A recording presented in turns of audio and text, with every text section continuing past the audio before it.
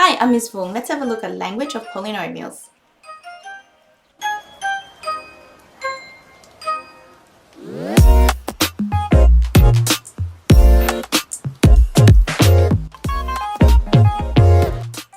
Here we have three polynomials. What are polynomials? The word poly means many and the word nomial means terms. Here we have something with one term, an expression with three terms, an expression with two terms. This one is a quadratic, this one is a cubic, and as you can recall, this one is linear. How do we name these? Try to fill in this table as much as you can. Pause the video and then unpause to see the rest of the answers. So looking at this, we can see that the greatest power of x is 3, so we call this degree 3 and we name it cubic. We know there are two terms and we describe this to be binomial. Here we have something with the power of x to be 0 because you can't even see x. So this one is a constant. There's only one term and we call this monomial. We don't use that word very often. We usually just call it constant. Here we have something where the power of x, the highest power of x is 2. So we call this quadratic and there are three terms and we refer to it as trinomial.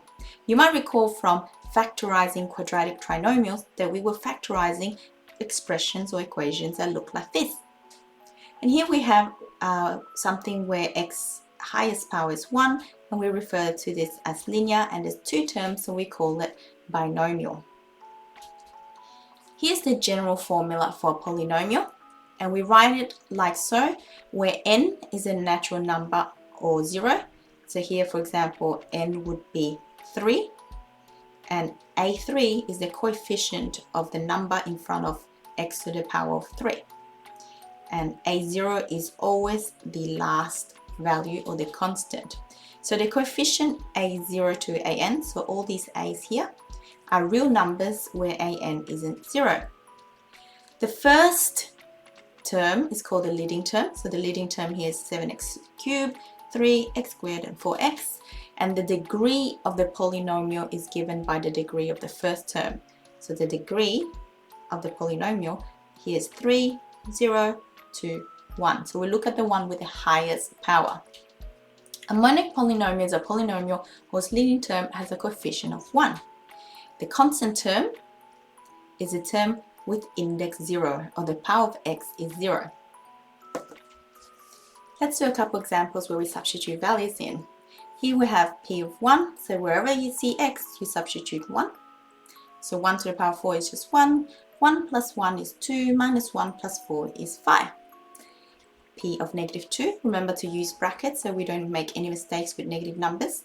So negative 2 to the power of 4 is negative 2, positive 4, negative 8, positive 16, negative 2 to the power of 3 is negative 8, minus 2 is positive 2, and then plus 4. Add that all together, we get 14. Example 2. Let this polynomial be 2x to the power of 4 minus x cubed plus 2ax plus 6. If p of 1 is 21, find what a is. So the equation is equal to 21, so we write 21. And then for everywhere we see x, we'll substitute 1 in there, like so. Keep the a over there. And now we have to simplify to find what a is. So we have 21, 2 times 1 to the power of 4 is just 2, minus 1 plus 2a plus 6. 2 minus 1 is just 1, plus 6 is 7. Bring it to the other side. We have 21 minus 7 is 14. Divided by 2a makes 7. So a is equal to 7. Example 3. Here we have another polynomial and we're given p of negative 1 and p of 2 is 0. Find the values a and b. So when x is negative 1, the whole equation is equal to 0. And when x is 2, the whole equation is 0. Or in other words, the x-intercept. So let's plug it in.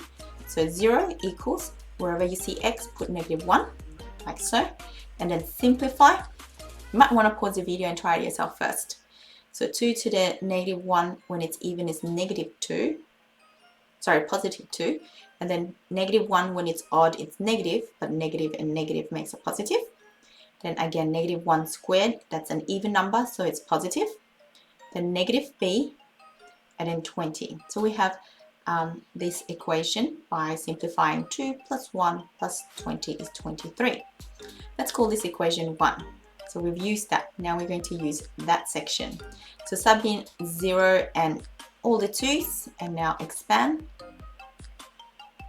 And then add up all the numbers together. So 128 minus 8 is 120, plus 20 is 140. So we have equation 2. Now looking at these two equations, what can you do? Well, we can add 1 to half of 2 since these are all even. So we're going to add 1 to half of 2. So 23 plus half of that is 70. So 93. And then a plus 2a is 3a, minus b plus 1b cancels out. So that's half of 2. And now I'm just putting it together so you can see what I just did. So 93 and 3a. Bring the 93 to the other side. Divided by 3, we have minus 31. And don't forget to find what b is as well. So plugging negative 31 into the simplest equation, which is this one over here. So wherever you see a, we're going to put negative 31. So 23 minus 31 minus b. 23 minus 31 is 8. Bring it to the other side. We have b equals negative 8. Example 4. Let this polynomial be that, and there's another polynomial q of x. What happens when you add two polynomials together? So I'm going to write out this polynomial, the p of x, and q of x over there. Now we're adding them together.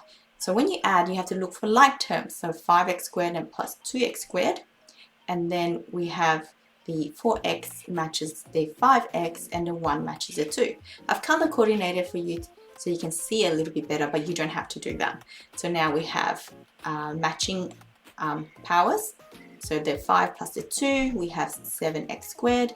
The 4 minus the 5, we have minus x, and the 1 plus 2 is 3. You don't have to use colors. Let's try another one. What happens if we subtract the two polynomials?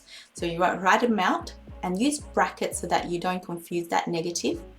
So now we have, again, I'm just color coordinating so you can see what I did. So the minus, when you multiply through, becomes minus 2x squared, but the minus and minus becomes 5x, and the minus and the positive becomes minus again. So again, matching the coefficients, matching the terms. So 5x squared minus 2x squared is 3x squared, 4 plus 5 is 9x, and 1 minus 2 is minus 1. Example 6. Here we have another two polynomials. This time, let's try multiplying them together. So we'll write the two polynomials next to each other, and we're going to expand. This term is going to multiply by all of these terms, so 2x squared times all of that, and then minus 2 times all of that again, just like we expand any other bracket. But now the powers are getting a little bit big. Be very careful. Do one term at a time and to avoid mistakes. 2 times 5 is 10. X squared times x squared is x to the power 4. And then you just multiply through. 2x squared plus times 4x is 8x cubed. 2x squared times 1 is 2x squared. Now be careful with the minus. So minus 2 times 5x squared is minus 10x squared. Minus 2 times 4x is minus 8x. Minus 2 times 1 is minus 2. Again, collect like terms. So that's the greatest power. So 10x to the power 4, we'll write that first. And then 8x cubed. And then we look for the squares. There's 2 of them.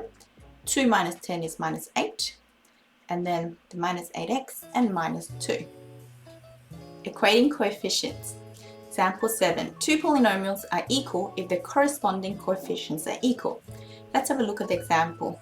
Here we have p of x is equal to q of x.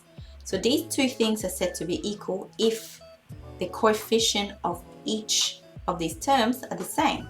So let's equate them. Let's put them as equal. So I'm going to write p of x on the left hand side and q of x on the right hand side. We can see that the x squared term, a is equal to 5. And then we look at the next term, bx is equal to 4x, so b is equal to 4, and c is equal to 1. Let's do another example. Here we have p of x equals x cubed plus 3 squared plus 2x plus 1. It can be written in the form x minus 2 x squared plus ax plus b plus c, where a, b, and c are real numbers. Find the values of a, b, and c. So we can say that these two are the same, so let's write them out. Left side, that's p of x, is equal to this whole line over there. Now we can see that this has factors, so let's expand that. So we do that by multiplying x by all of that, minus 2 by all of that, and then don't lose the plus c. So when we expand the right hand side, we get x times x squared is x cubed, x times ax is ax squared, x times b is bx, and then minus 2x squared minus 2ax minus 2b, and don't forget the plus c. Now we can equate the left side with the right side by grouping like terms.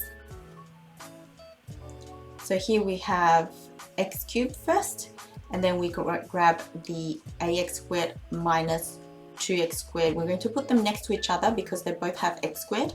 Then we'll look for x with a power of 1, so it's that term over there, bx and minus 2ax. So we write that next, and then we'll look for the constants, so minus b plus c.